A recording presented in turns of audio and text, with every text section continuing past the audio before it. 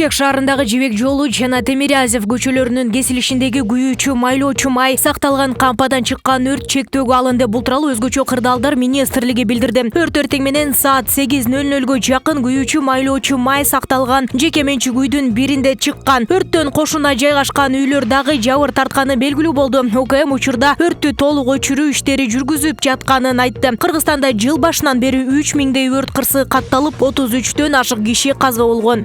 Коронавируска каршы республикалык ыкчам штабтын бүгүнкү 21 декабрдагы маалыматына караганда өткөн суткада Кыргызстанда COVID-19 вирусунан 2 киши кайтыш болду. Каза болгондордун экөө тең вакцина алган эмес, деди республикалык штаб. Ушуну менен 2020 жылдын март айынан бери вирустан 2786 киши көз жумду. Бир суткада 51 адам COVID-19 вирусун жаңы жуктурганы аныкталды. Бишкек шаарында 14, Жалал Абад облусунда 9, Чүй облусунда 16, Ош шаарында 1, Ош облусунда 3, Баткенде 3, Ысык Көл облусунда 5 учур катталды. Акыркы учурда өлкө боюнча 648 бейтап коронавирустан дарыланып жатат. Алардын 303-ü ооруканада болсо, 345 киши медициналык жардамды үйдөн алууда.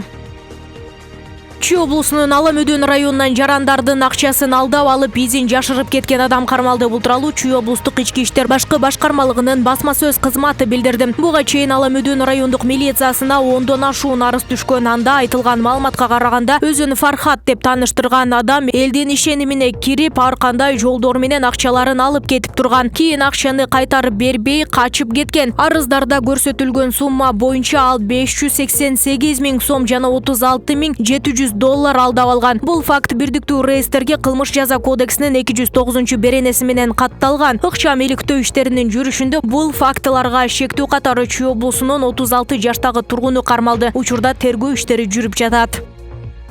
Акылбек Жапаров жумушчу сапар менен Ош облусунда жүрөт. Жумушчу сапарынын жүрүшүндө министрлер кабинетинин төрагасы бир катар өнөр жай объектилерин кыдырып, Ош мамлекеттик университетине барды. Ошондой эле Ош шаарынын өнүктүрүү программасы жана борбордук көчөлөрдөгү транспорттук тыгындарга жол бербөө максатында иштелип чыккан унаа жолдорун куруу долбоору менен таанышмакчы. Жапаров Ош шаарынын тургундарын таза суу менен үзгүлтүксүз камсыздоо боюнча долбоорду карап чыгаары кошумчаланды.